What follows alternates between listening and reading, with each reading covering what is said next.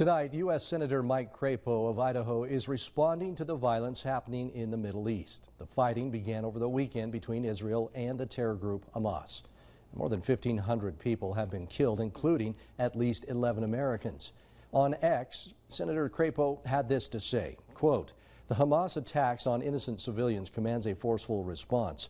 The United States stands firmly with our ally Israel and its right to defend itself against terrorists and those seeking to cause harm to the innocent," end quote.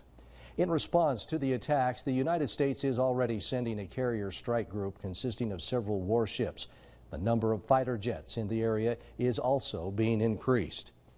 Israeli Prime Minister Benjamin Netanyahu is warning their counteroffensive has just begun and it could be a long and difficult war. ABC's Inez de la Cuatera is in Israel.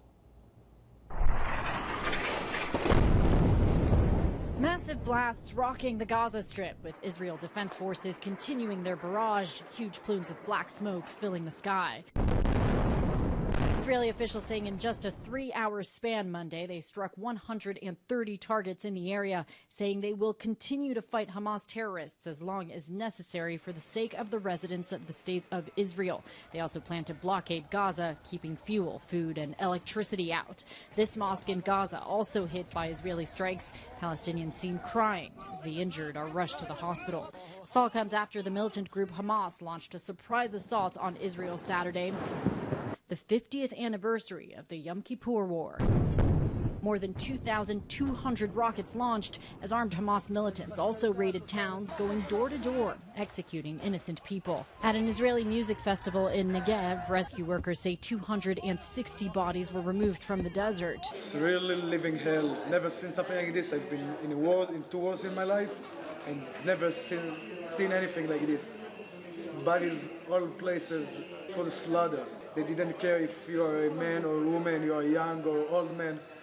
They are killers, they are murderers. Israeli officials say dozens who were not killed were kidnapped instead and taken to Gaza as hostages, including this Jewish grandmother. I'm sure she's very scared, and I'm sure she feels very alone. And that's not a way to live when you're 85. They're being taken away from your bed, from your house.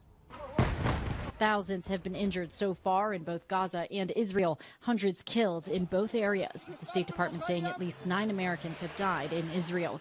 U.S. Embassy staff now under a curfew from 8 p.m. to 6 a.m.